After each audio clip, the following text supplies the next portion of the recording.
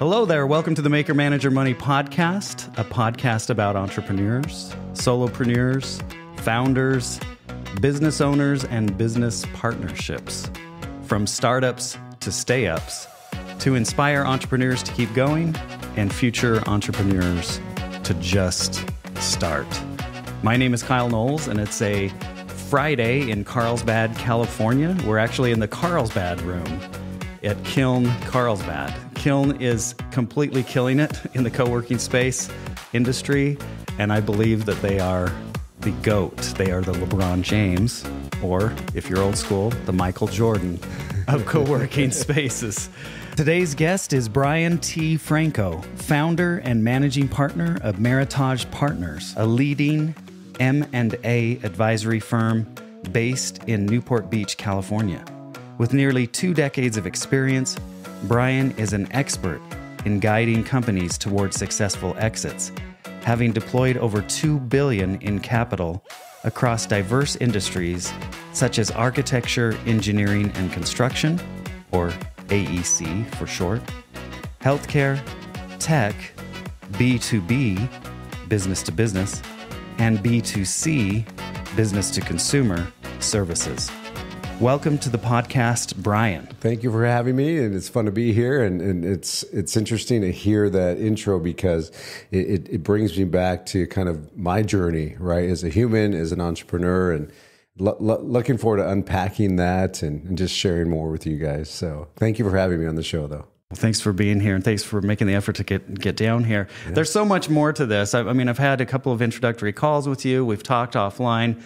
So let's get into, I guess, tell me about your childhood. Let's start there, and how you developed into an entrepreneur. Let's just start from the beginning. Did you have parents, family members that were entrepreneurs, and how did you start getting into it? Did you have a lemonade stand? Those kinds of things. I did have a lemonade stand, and we did actually a neighborhood car wash. My brother and I, and that was fun. Those were. Gosh, I haven't thought about that for a long time, but yeah, my father was an entrepreneur. He owned several businesses, primarily service businesses, and with that wealth and with that income, he diverted that into real estate holdings, and so I saw that at a young age. I remember, my father sharing and likely bragging right about his son Brian, how I can articulate the process of a real estate transaction at 10 years old. And I knew what escrow was. I knew what purpose of deposit was. And he just loved that I knew that. But I just learned by way of osmosis, just hanging out with dad, going to meetings with dad. And they were boring at times, right? But you would still absorb the information. You would still hear the words being spoken. And they didn't have as much substance as they do today, but I was still absorbing it, right? And kids, I have 4, and they don't miss anything. they pick it up. Everything.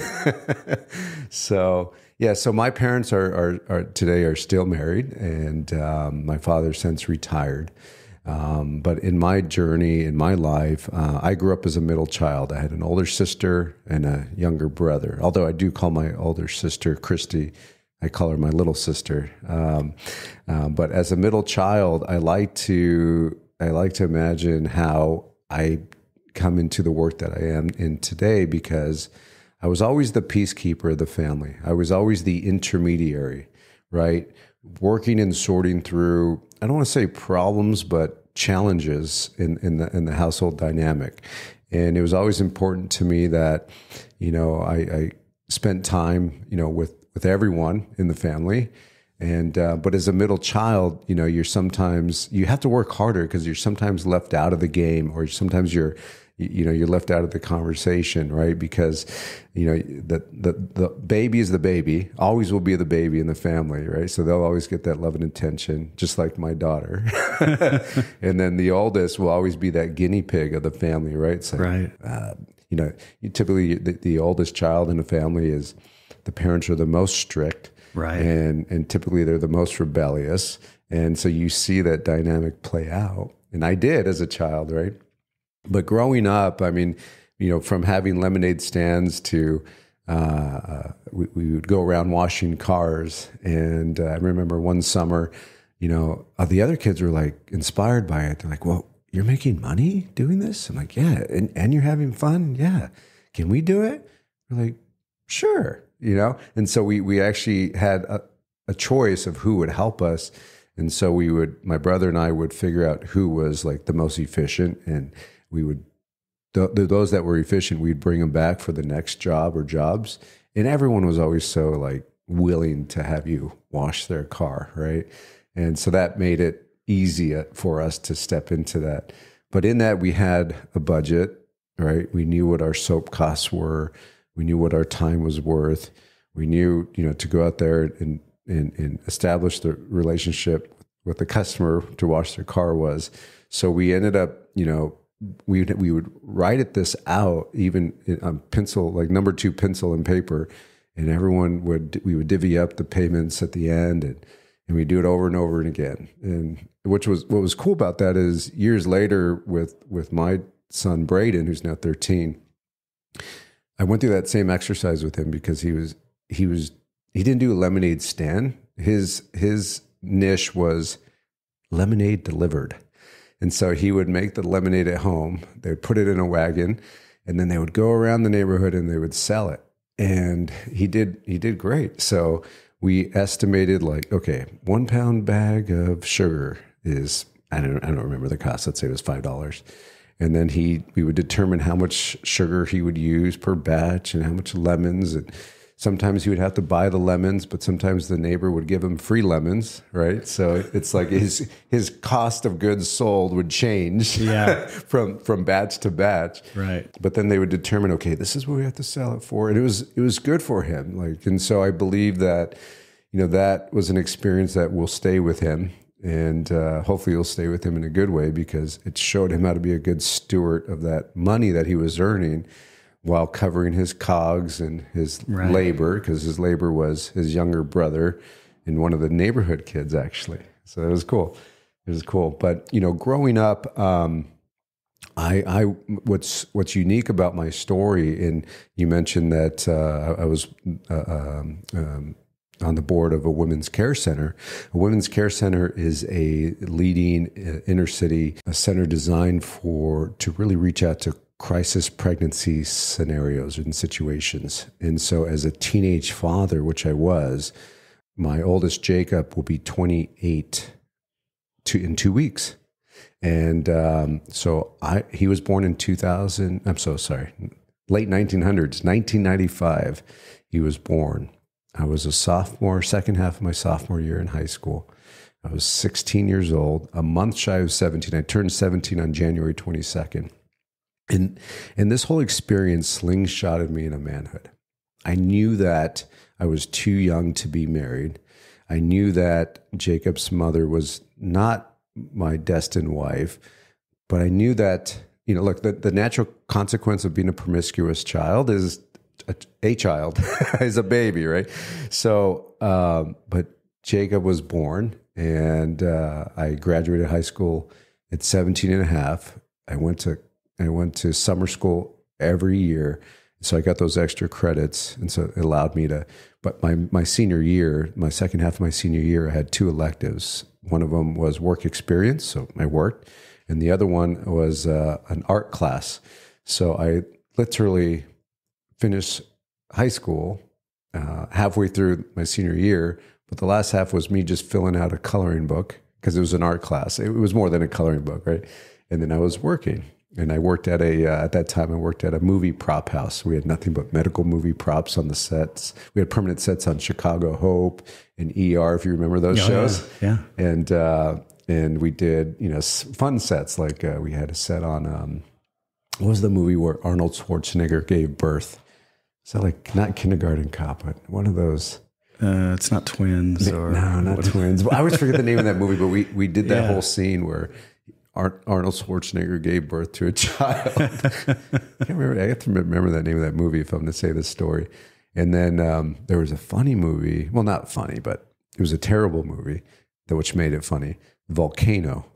And Volcano was a movie about how the La Brea tar pits in LA erupted into a volcano. And so it was just mass hysteria. And it was a fun experience, but we managed that whole set. We had gurneys, and it was a cool experience. So I did that while I was in college. And in college, I did this a la carte education where I was studying accounting. My desire was to be a CPA, and I also enjoyed law. So I specifically studied real estate law and ended up earning my real estate broker's license at I was 20 or 21 years old. So I always had it, and it was fun to me. So right out of college, I ended up working. One important thing, I also went to school for computer science, specifically with an emphasis in networking, computer networking. And so we learned a lot about the Novell networks at that time, right? Which was the origin of, if you used Google Drive, you can figure out Novell, right? Right. It's just permissioning and access rights, right? Yeah. And so with my accounting background and with the computer networking emphasis, I worked with a mortgage company that I looked on the other side of the table and just saw the movement and the puzzle pieces being solved on the daily basis. So I applied my accounting background to that, and I immediately got into mortgages, not within a year, right? And which then led to, which was more residential focus, that evolved into commercial and industrial, which evolved into business lending, SBA products like 504 products and 7A products. And through that and in that, experience, and I was still in my early 20s here. I was, 22 years old, going through all of this and experiencing all of this. And what we did was, my business clients were very happy with the performance and the work and my ability to access the capital that they needed. Granted, I mean, these were small transactions at that time. I mean, $1 million deal for me at that time was like, I felt like I was on top of the world, right? I mean, where today is like, typically we like our clients to be profiting $2 million or more a year, right? Right. So you see the evolution, but at that time, I was able to cut my teeth and, learn about modeling and about debt service and about, how a balance sheet impacts underwriting, and ultimately, allowing for an approval or not, right? Right. And so what I found is that our clients were asking us, because a lot of these, not a lot, but some of these financing requests were for business acquisitions. These business acquisition loans were unique because not a lot of folks were servicing this type of clientele. And I just knew it very well. And that led to clients saying, well, look, I want to acquire this company and I want to acquire that company and I want to scale my company. So that led to me targeting opportunities for them. So I was at that time my name was very well known in the auto towing industry. And why? Not a very, the glamour was in the green, but why is because I had a couple clients in that space, and auto towing is one of those industries where you just kind of imagine like a dirty, grimy, greasy guy just coming out and servicing a car, but it was much more than that. And these clients, they had contracts with AAA, to do lockout assist, battery jumps. So they did do that service aspect, all right? But there was also contracts with California Highway Patrol, the CHP, with the police departments, with the sheriff departments. And these contracts were well sought out. So think of, waste management. Waste management is the nation's largest rubbish collector, trash collector, right? And so waste management has municipal contracts to collect that trash, which is ultimately paid through the cities typically, right? And so the towing operations were no different. So they had these contracts with municipalities. So let's say you were unfortunately in a car accident, right? So if you're on the highway, AAA cannot come to tow you. The contract was with an approved highway patrol tower. So they would come, they'd tow you, move you off the freeway. And then if you had a third party service to come get you, great. They would figure that out. But these contracts were very valuable. And so what made them valuable was the amount of cash flow they would generate. And there was the money that was being made was not just on towing the vehicle, but also the aftermath of an accident or the aftermath of, let's say, if someone was irresponsible and had a DUI. So when you have a DUI, the driver goes to jail, but guess what? So does that vehicle. So that vehicle goes to jail for 90 days. It ranges, but 30 to 90 days. And so they tow your car, they lock it up, just like the human being gets locked up, and they have to pay a daily rate for that vehicle. So 90 days later, right, and if the daily charges were $100, right, they're coming in out of pocket and spending the money to get their car out of car jail, basically. And then there was towing fees, release fees, so on and so forth. So I did, before I was 23, probably before I was 23 years of age, I probably did over 24 towing M&A transactions. And I just, there was a lot to navigate through, from not just the financing aspect, right, which was complex in itself, but how do you get these contracts they didn't have, there was no provisions in those contracts that allowed an owner to transfer the contract to another owner. You had to go through a certain process because these were municipalities, but I figured that out. I figured out how to do it, right? And we did it. We did it rinse and repeat, over and over and over and over again. And so that led to me working with a smaller boutique group. And I was there until from about 2003 to 2005. I remember in January of 2005, we were doing a year in review of 2004. And in 2004, I was 72% of the company's revenues at that time. I was 25 years old. So in May 5th of 2005, after having this vision of building my own firm, I did it. And I filed for the corporation, and this was, keep in mind, Kyle, this was 3 months before my wife Melody and I were married. We were married in August 13th of 2005, and so it was scary. My son Jacob was, I think, 6-7 years old at that time. I had my first house. I was engaged. So everything just moving, right? And this year, here we sit where we sit, right? At the end of 2023, this year we celebrated 18 years of the firm and 18 years of marriage. And it's been a crazy run. It's been a fun run. But, so that's my journey. That's where I started. And so you think about what were the motivating drivers for me? Early on, it was my son, Jacob, right? I knew I needed to be a role model for him. I knew I needed to provide for him.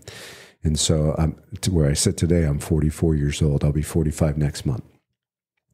I've been a father and a provider longer than I haven't at this time in my life. And so Jacob's birthday is coming up on the 29th. He'll be 28. And then I have my wife, Melody, and we have Braden, who's 13, Nolan, who's 10, and Layla, who just turned 8 years old yesterday. And so we spent the evening at Knott's Berry Farm. Happy birthday, Layla. Yeah. We all woke up with we call it a amusement park hangover, right? We're just exhausted from spinning around, doing all the rides and walking around and just ingesting all that sugar. But it was a good time. So, but yeah, that's the story. But Meritage Partners today, we as you described, we've deployed over $2 billion in capital. And as an investment banking firm, what we do is we advise our entrepreneur clients on strategies to grow, scale, and exit their companies. What makes us unique is that we design and build a strategy for the entrepreneur that ultimately collapses time for them. The strategy is not just your typical, generate more revenue, generate more profit, right? It's more than that, because we're really reverse engineering the ultimate plan is reverse engineered, I should say, so that we can enable them to collapse time to, yes, grow and enhance their income, but to generate a massive outcome through exit strategies. And those exit strategies typically come through some sort of M&A transaction and process, creating a liquidity event, thus creating generational wealth for our clients, which, it's interesting. We're in one of those industries where the quicker we lose a client, the better, because that means success. That means success, right? Yeah. But I don't want to say we lose the client, because there's a fine line there where you develop lifelong relationships. And how many times, if I could count, that I've been invited to go fly fishing in Montana, with a business owner or stakeholders of a company we just sold.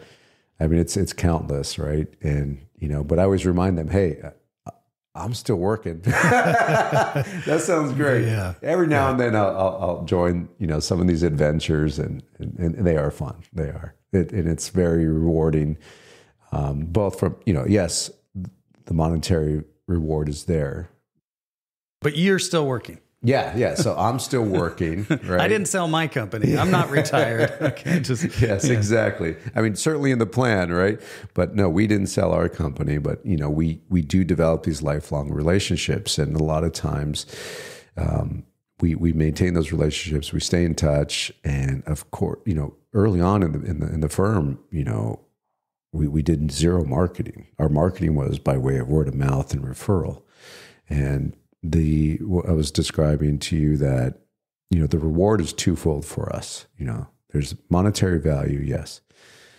But a big piece of the reward for me as an individual is being able to solve that puzzle piece. I have, at different levels, always had the ability to look at a situation almost in 3-dimension, eyes open or eyes closed. And I can take that 3-dimensional design, whatever it may be, in the work that we do, it's really structure, right? I could pull it apart, I could twist it around, I could put it back together, I could see it inside and out. And that natural born talent has enabled me to provide the guidance that we do to entrepreneurs, because every deal, the process is the same, but every deal is different, because expectations are different. And entrepreneurs are artists, really, when you think about it. They have an artistic ability of developing a business. And no one, I would argue that, no one, you and I could be in the same industry, but we would build different companies, because we would build different cultures. And cultures is the human element of what we're building, right? And so from that standpoint, it is an art. There is science to it, yes, but there is an art to it. So I guess what I would ask you, Brian, is pretend I'm an entrepreneur. I've grown this business for 20 years. I'm kind of ready to exit. Like, at what stage does an entrepreneur reach out to a company like yours and say, help me to get a little more hands off and get the company ready to exit? I'm ready to do this. And then typically, how long is the process of you working with a company? So when a client is introduced, or potential clients introduced to us, and they say to me, Brian, I want to exit in 5 years. So I'll give you a call in 5 years. And my response typically is, you should probably call me in 6 to 12 months, right? And arguably we should start now. And here's why. If you want to be exited, or if you want to exit your business in 5 years, right? And depending on what you're doing, you could provide a product, you provide a service, it could be a combination thereof. But we are experts at maximizing enterprise value. And we do that by way of almost a SWOT analysis initially that helps us understand the transferability of the company. And typically entrepreneurs of businesses that are generating profit from, let's say, $1 million to $15 million a year. And this is profit, not revenue. They are a very big part of the day-to-day operation, right? And you can't surgically just remove that individual from the organization because the organization is organic at some capacity, right? So in this initial analysis, we determine, what is that? How do they score from a transferability standpoint, right? And it's a scale from 0 to 100. We want the client to score an 80 or greater. And that scoring mechanism shows us where they typically land on the valuation spectrum, right? So let's say you're in an industry that is trading at 4 to 6 times EBITDA, right? Well, which is it? Is it 4? Is it 4.5? Is it 5, 5.5? Is it 6? What is it, right?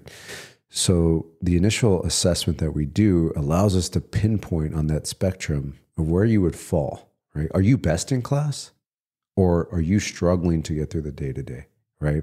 And if you're struggling, I mean, even if the spectrum of valuation range is 4 to 6, you might be a 2. You might be a 2.5, right? Because when you compare this to, let's say, a real estate transaction, a building, that building has a specific purpose. And sometimes it can have multiple purposes if it's going to be redeveloped. But even in that situation, it has a special purpose. And based on that purpose, it's going to derive a valuation, right? A business is not too different, right? It's designed to provide a product, a service, or a combination thereof. And if that entrepreneur is working in that business and wearing several hats, which typically they are, and that's okay, that business is going to be impacted if they were to exit. And sometimes those exits are planned when you reach out to our firm. And we've had situations where we're working with what we're dealt with. In one situation, we had a client that was in his early 40s. He was in the oil business, lubricants, commercial lubricants. And he left the office on a Friday. He was a motorcycle rider, rode over the weekend, and he never showed up to work again. He was in an accident and ended up being quadriplegic. And is essentially, as time went on, he was a human vegetable. Could not run the business. Was, for all we know, he was unaware of what had happened, right? So we ended up coming in, putting a strategy together. And that strategy was designed and worked on with his grandmother, right? Because his mother was not of mental capacity to kind of go through this process. And fortunately, we did get the transaction done. We sold it to a strategic acquirer because that's what's also unique about us is we're looking for that 1 + 1 = 3 or greater equation. 1 + 1, if it equals 2, that's, anyone could do that in my mind, right? But what makes us unique is finding that extra value. And that's typically through strategic acquirers or investors in the marketplace. And that's exactly what we did for this gentleman. I should say for this family. And, you feel accomplished, yes, when you consummate that transaction, but your heart also breaks, right? Because you see so many willing and able and capable entrepreneurs that go about their daily lives thinking there's no end in sight. This is not going to stop, right? I could always do this, and I could always do it at the levels that I'm showing up with at, today even. And so this is why this assessment's crucial, because it helps illustrate to an entrepreneur or the stakeholders of a company, if there's a partnership, what is the transferability of your company, and what's the viability of your business to an investor, right? Now, it's not the end of the world if you're scoring a 70, or if you can't score an 80 because you are just so involved in the business. Because it just tells us, what strategy to employ, right, and to execute on. But that planning takes at least a year to, one, assess up front. There are tweaks that could be made in 30 days, 60 days, and 90 days. But then there are also some transitions that will occur, over a year period. And when you take an inventory of of that analysis, there are always some items, let's say, that cannot be cured from a transferability standpoint until the deal is done.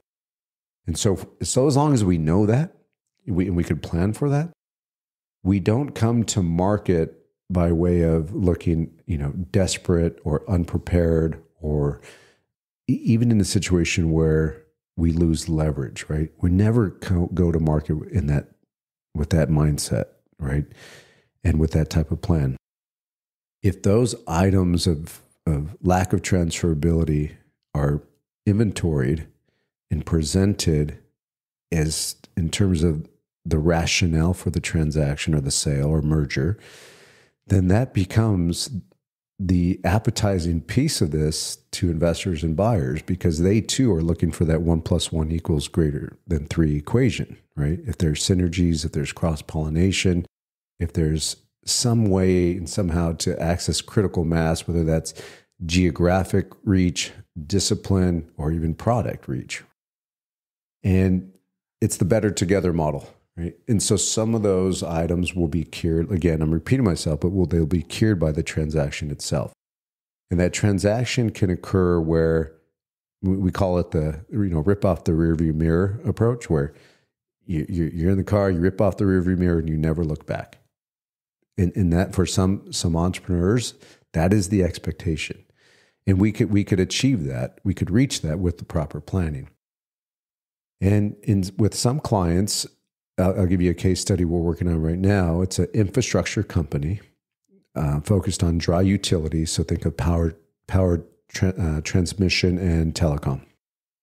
He's 50 years old, relatively young. He's nowhere near retirement in my mind. He's got a ton of energy.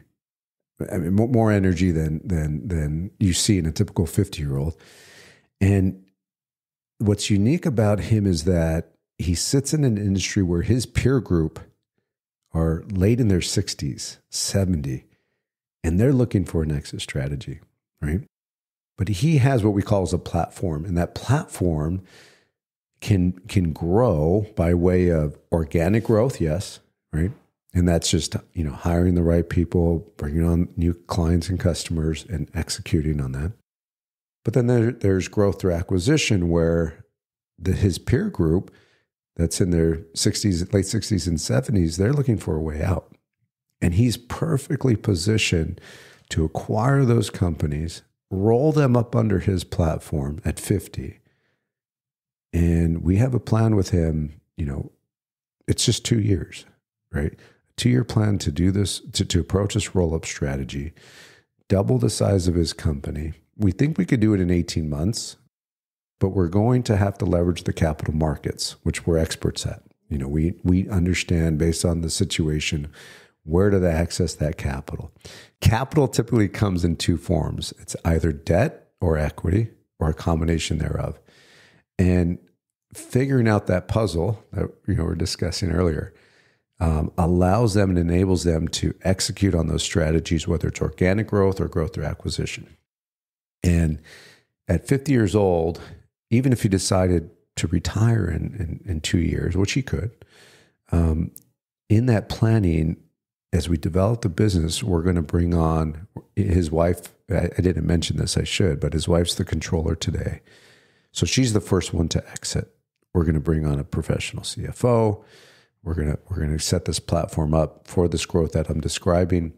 And then we've already identified his replacement, or a CEO that would replace him. And that CEO would be positioned to run a company that's twice the size that it is today. Today, they're about $20 million, point of reference. Last year they were 20 million. This year they'll generate 24 of revenue. So they have substantial growth. So at the end of this strategy, he has options. He could either sell the company that we just grew, ideally doubled, or he could exit the business. He could exit the business, or he can keep the CEO that we're putting in place and just sit on the board. He has options, and that's what you always want as an entrepreneur, is options. Because if you're ever backed in a corner and you're making decisions under duress, I don't know about you, but the decisions that I've had to make under duress, when I look back, I'm not happy with those decisions, because usually I did not achieve what I had intended. I mean, granted, I learned something along the way, right? But I did not achieve or reach my intended goal or target. And that's what I love about options. And even when we negotiate, this is something that we employ in our tactics is, if an investor is giving us an offer for a client, I always encourage that investor to give us two options, right? You don't need to hit the target, the bullseye of the target the first time.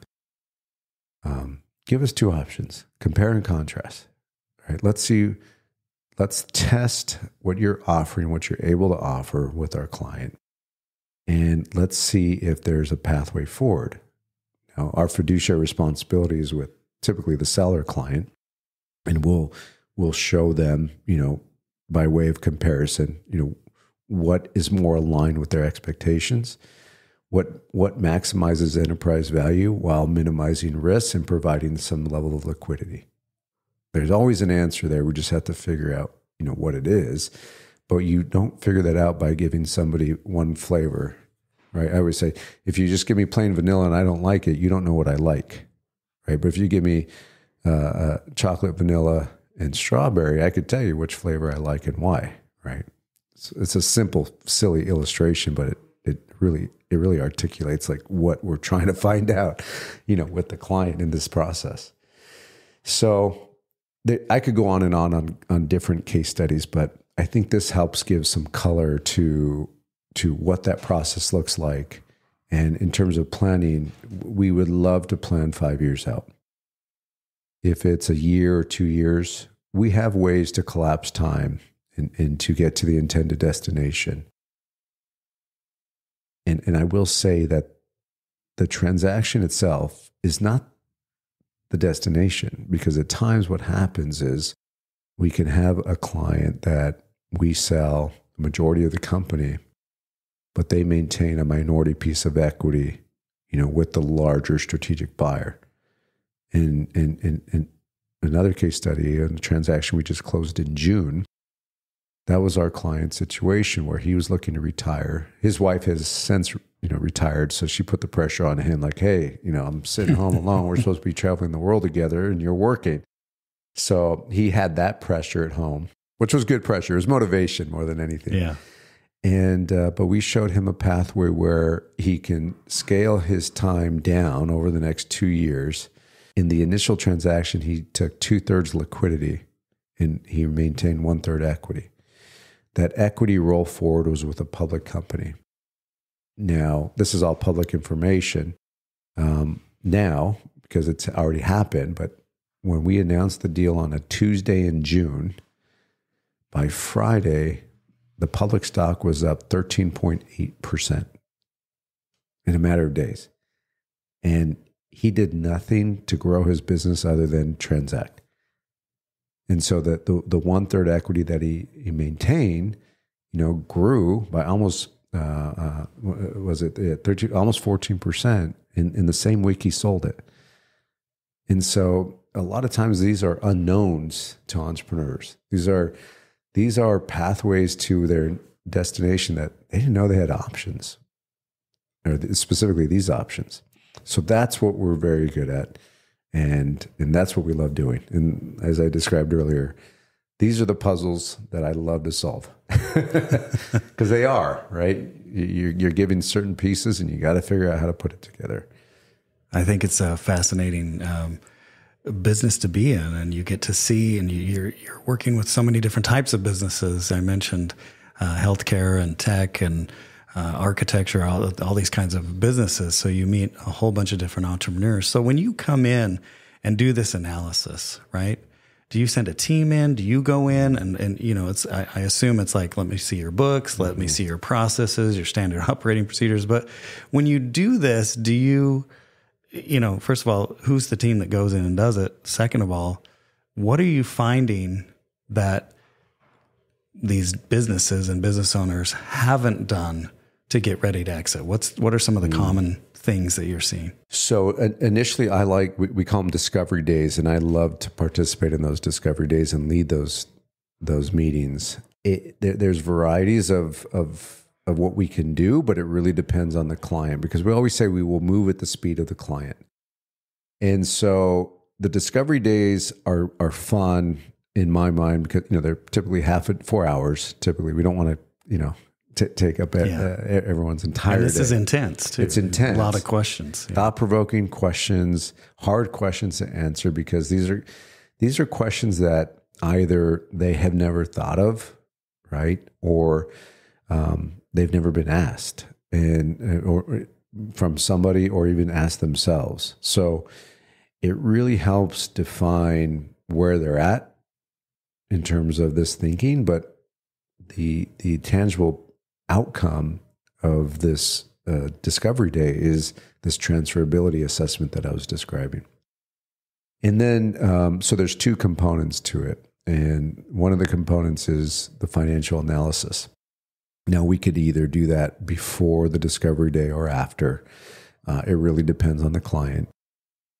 But I will tell you, there are clients, when we do discovery days, it's revealed to all of us that their financial reporting is weak or subpar, right? We did a deal a couple of years ago where their financial record keeping was done on Excel. And that Excel workbook was messy. So we had to rebuild and reconstruct the financial statements. And this was not a small company. This was over $10 million a year revenue company, still operating on Excel. And it's just the way they operated. There's no right or wrong way to do it when you're operating, so as long as you have those measurements to direct your own business. But when it comes to an outside party looking inward, you have to have some sort of common reporting that is going to be identifiable to the marketplace. And that's what we did in that situation. What are the tools that you use usually besides Excel to do that financial analysis then? So it's unique to the business and to the industry, because what we find is, our AEC clients will use a certain set of project management tools that have an accounting component, which then provide, financial reporting.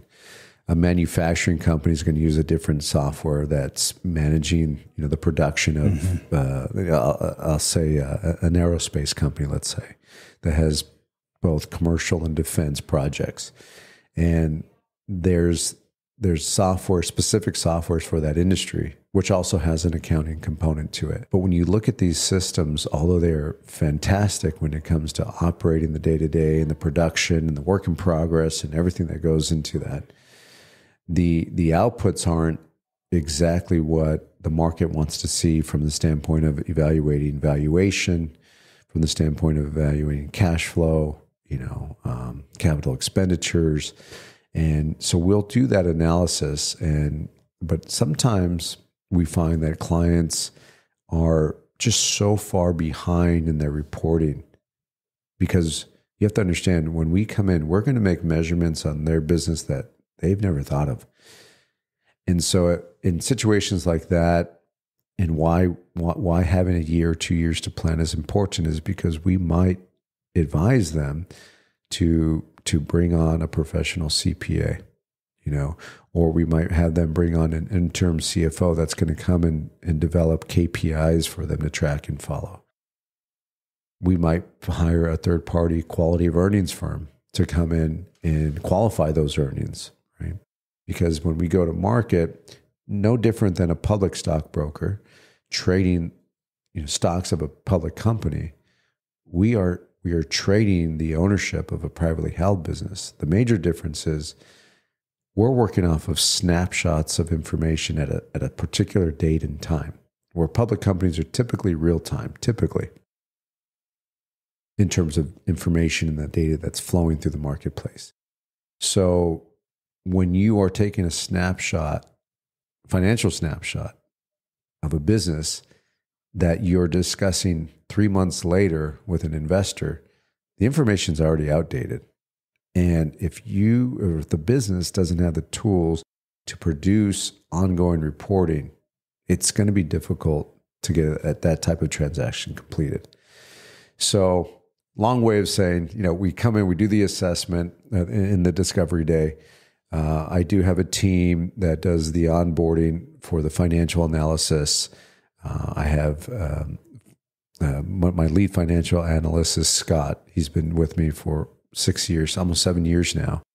And so he knows exactly what measurements we want and I want to go in and make on the business. And ultimately what we're doing with those measurements is preparing the business to go to market and helping the buyer or the investor understand the risks in the business, but also understand the benefits of the business.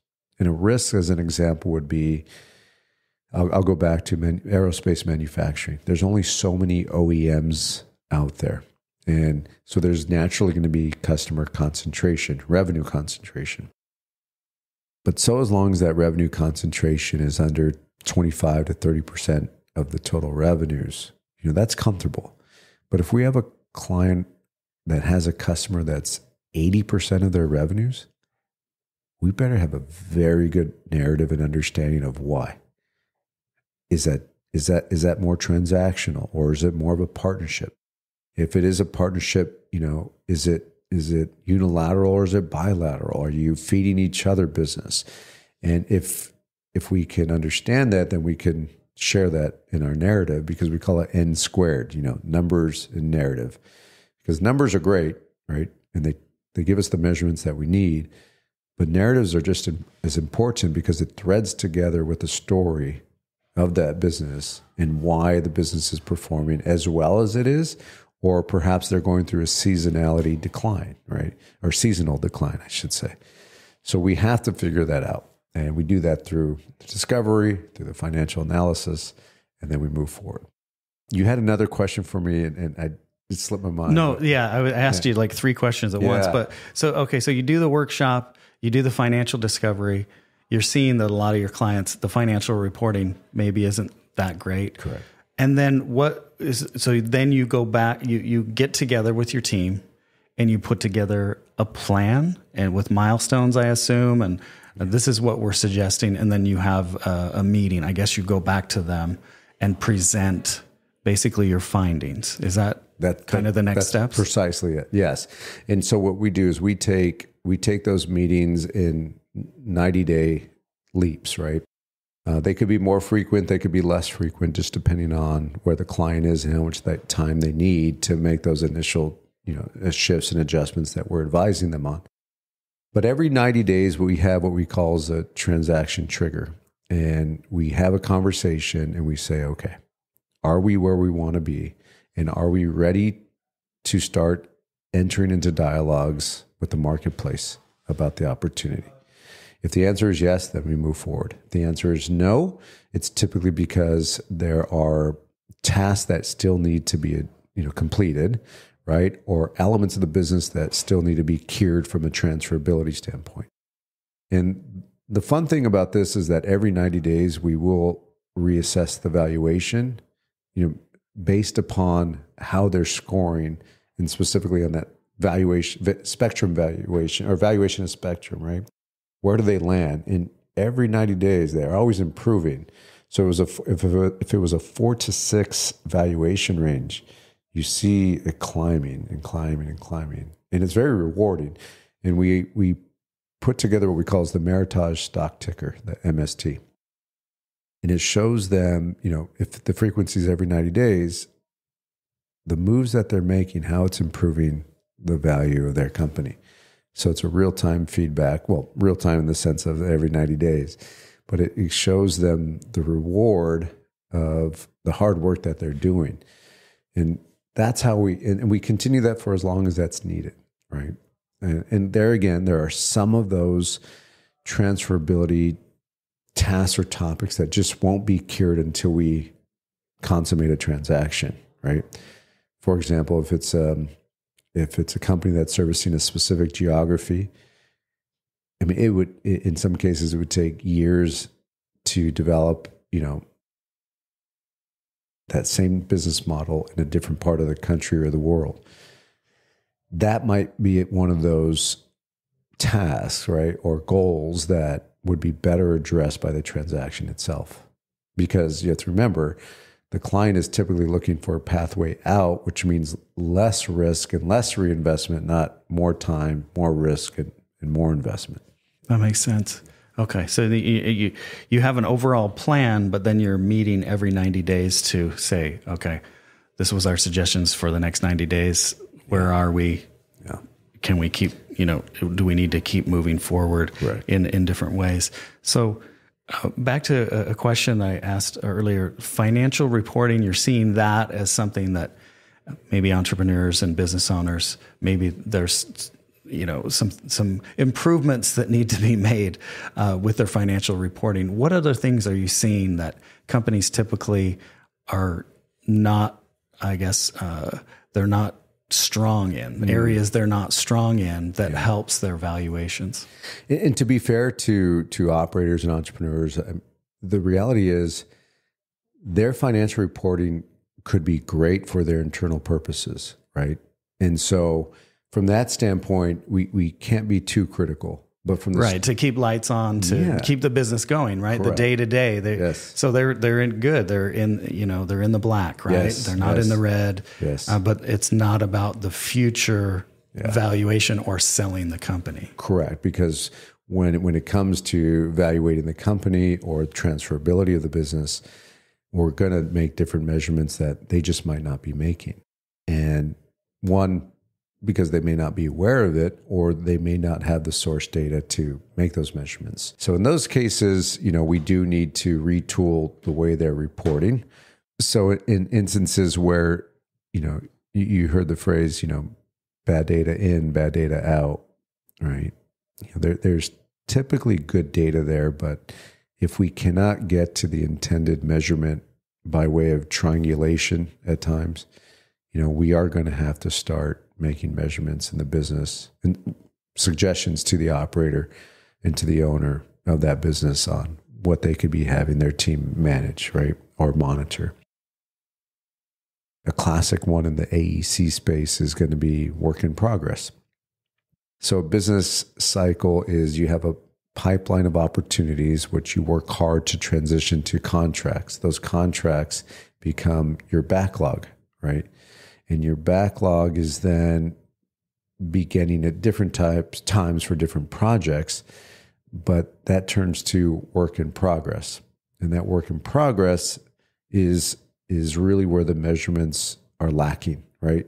Where are you in this project? Is it progress billing? Is it milestone billing? Is it, what is it? And they always have the answer, but they're not measuring where they are in that process. So that's a common measurement that we typically go back and say, okay, well, we need to track this on a weekly basis, ideally. Some companies are able to do it on a daily basis, depending on timesheets and the way they invoice. But that gives us good perspective of, then cash flow and AR and all sorts of other measurements that you typically see on the balance sheet. But until they make it to the balance sheet, pipeline of balance sheet, there's a lot of information in there that's just not recorded or monitored. And that's what we're typically focusing on in, let's say, the AEC space. So other types of things that you're seeing that companies could improve to get ready for an exit? So key personnel, right? So when you think of a business, if you're a service business, your assets are your people. And it was once illustrated to me that in a service company, just imagine a high-rise building. Everyone comes up that elevator every day. They sit at their desk, right? And they work. And they have certain skills and abilities and licenses and education that enables them to do the work that they do. And then at the end of that day, they go down the elevator and they go home, right? And you hope that they come back the next day because those are your assets. And, if you think about more of a manufacturing company, you don't have to worry about your manufacturing press not showing up to work the next day. Yeah, it might be broken down, right? Or due for maintenance, but it's always going to be there, right? Where in service companies, your people are your assets. They leave, they come back. And more in the modern world, you just hope they log in from home the next day, which is actually a whole nother subject because, that there's a big cultural shift there. I mean, if you're working from the same spot in your home every day, why does it matter to that individual? What flag of what company are they waving, right? That's a whole nother topic and subject. But at least for this topic of key employees that I'm touching on, you need to make sure that, they are committed to the organization as it grows and scales and potentially merges or even sells to a larger strategic. But it really comes down to when you think about the work that we do in that situation is understanding the expectations and managing those expectations. Sometimes they're realistic. Mostly they're realistic. Sometimes they're not. But we have to help, those individuals understand, what is realistic, what's achievable, and what does it mean for them. And I'm talking about key employees, non-shareholders, right? Because shareholders are going to behave in differently than a non-shareholder because they're going to have monetary benefit at the time the transaction closes. So as an example, there are ways that we can, and a lot of entrepreneurs are open to this, but there's ways that those key employees can be incentivized either by way of bonuses, minority equity, or some sort of upside potential post-transaction. And so as long as they're showing up and continuing to do what they're doing, right, then everybody wins, including that key employee. And what I love is when we do a transaction with, let's say, a single geography company merging or selling to a larger, national firm or group or international group. Let's say that business is in California and they grew up in Colorado, right? They merge with this larger entity, and now that California employee is saying, I would love to be back closer to home in Colorado. We have kids now. We can be closer to the in-laws. We can be closer to, the parents, the grandparents, and they have an opportunity to transfer, horizontally, right, without having to restart again at a new organization, and they could relocate, and that's something typically a smaller regional company can't offer to an employee.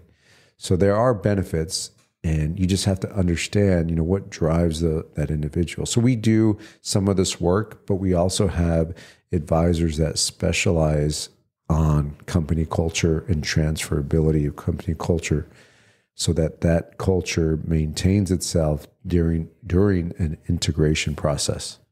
So, which is a whole nother set of services we don't offer, but we certainly have professionals that are experts in this space, and we will tap their shoulder and bring them in if and where needed. Okay. How many companies then have you, or business owners, let's say entrepreneurs and business owners, have you helped exit over the years? It's been just a rough estimate. Yeah. Hundreds. It's over hundreds of companies. I mean, you think about $2 billion of capital deployed. It's been over hundreds that our firm has managed. And I would say even collectively of those that have worked with the firm, and, one of my mentors, Craig Trask, was with me early on in 2005. He's since retired and he's racing Porsches now and loving life. And, collectively over thousands of companies. Okay. Right? So you've met with Oh gosh. Just hundreds of entrepreneurs and business owners. Yeah, so many field trips. And from that experience of sitting across the table and having dinners and lunches and workshopping with these entrepreneurs, what is one of the top skills or attributes, the successful ones that you really, really went, wow, this entrepreneur is very successful, whether it's based on exit numbers, based on who they are as an individual? What are some of those top attributes of entrepreneurs? So what's interesting is the common theme there is that what made that entrepreneur successful in the early stages of the development of their business, typically they become distracted with nuances of running the day-to-day, whether it be insurance renewals, HR related issues, all of those tasks and responsibilities in and around a growing company. But the very thing that allowed them to launch that company and be successful with that business, you find that those that struggle have become distracted with those other elements of the business, and they lose focus of what made them successful to begin with. I can tell you personally, 5 years into our firm, I had the most people. I think I had 20 people in the firm. We're a boutique firm, so we're about, half a dozen today. But I made the least amount of money with the most amount of people, right? Because of those distractions. I personally, at that time and that age, I struggled with that, right? But what made me successful early in my career, and I'll pick on myself here, is that I was very good at solving those puzzle pieces. I was very good at aligning the right capital for the opportunity to get it to the intended target. And entrepreneurs and clients are not all that different, but the common denominator of those that were successful were very good at keeping themselves disciplined on what made them successful and doing that rinse and repeat day in, day out, over and over and over again, and creating a system that they weren't working, but the system that they developed was working for them and enabling them to do more of what they were already good at, right? And that's the common theme and common denominator. One observation I've made too is that when you look at an entrepreneur, and I've worked for people early in my career, and I'm sure you have, but I could think of those that I worked with or for that just were inconsistent in their behavior. Meaning, let's pick a Billy. Let's make up a name, Billy. You work for Billy. The Billy you get today is different than the Billy tomorrow. And the Billy you get next week is another version that may not be enjoyable, right? And personally, in my personal life, in my business life, one thing that I have been very mindful of is being disciplined, but more importantly, being consistent. If you show up, you just said earlier in this interview, we had a couple calls. You could expect the same Brian Franco today as you had on those calls. That consistency is a human being. We look for that. We gravitate towards that. Because when you're leading an organization, and specifically people, they want to know, they want that consistency in your leadership. They want that consistency in your guidance, and for specifically us as advisors. And if we ever, show up differently, it's confusing and it's distracting.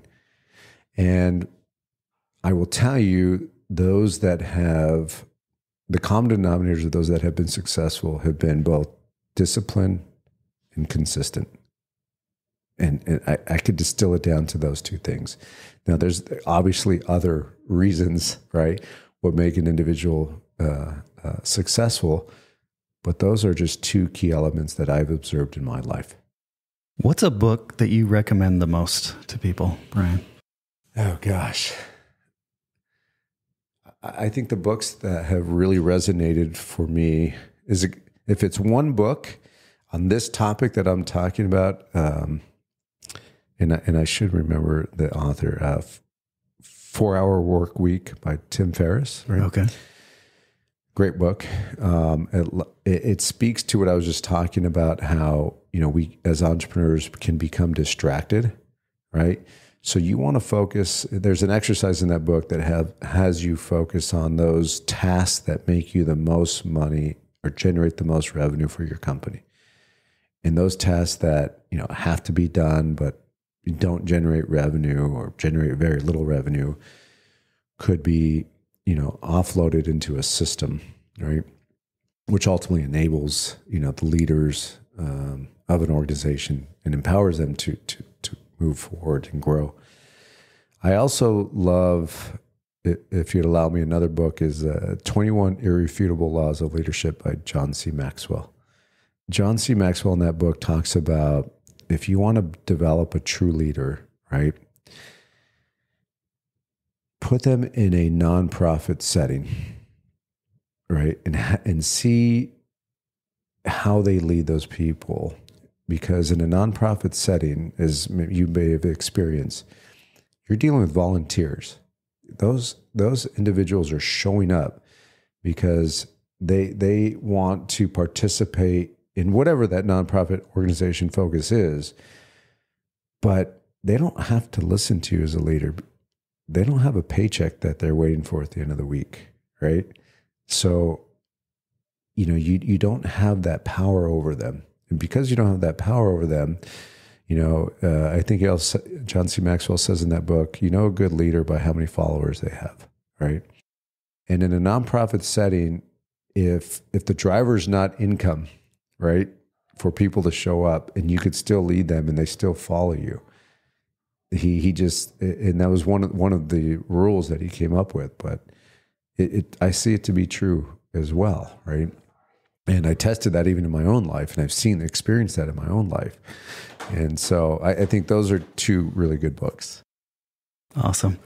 So we've gone over time. I appreciate the time that you've spent here. I just have a lightning round of questions to get to know you a little bit better, and we'll wrap up. So, okay, fantastic. So what is your favorite candy bar? Snickers. Favorite music artist?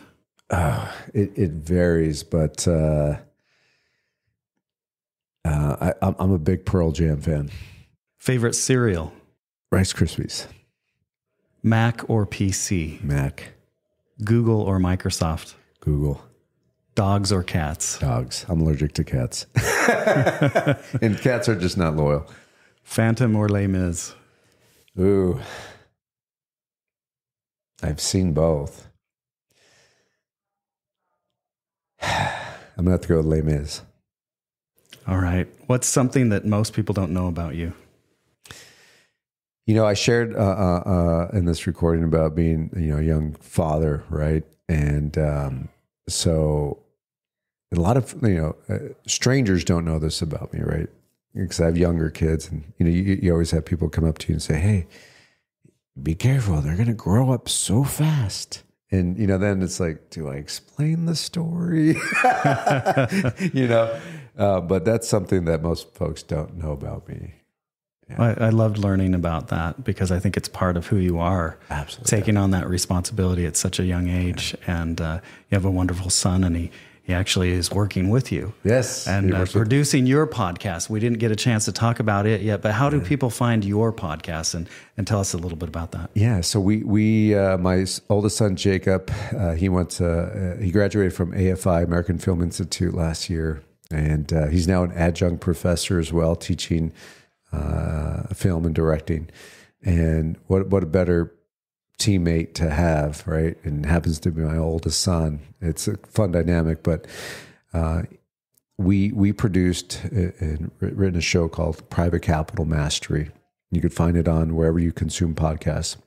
But Private Capital Mastery continues to talk about the journey of the entrepreneur and how to leverage the private capital markets to achieve that growth and scale, and to ultimately generate what I'll call, create generational wealth through massive exit strategies. And we talk about, it's an insider's playbook on how to do that. And we unpack little by little by little every week, because there's a lot to unpack. And we've developed and built a community around this, and it's been fun. It's been inspiring, and you meet a lot of really good people, and including yourself. Without that podcast, I don't think we would have ever met, and I'm very grateful to not only be here with you, but to know you and now to have that lasting relationship with you. Likewise, it's been such a pleasure getting to know you, Brian. We'll put links to Meritage Partners. Yes. We'll put links to your podcast. However, your LinkedIn as well. Yeah. I know you're posting clips from the podcast on LinkedIn, so I'd encourage all the listeners to go follow Brian on LinkedIn as well.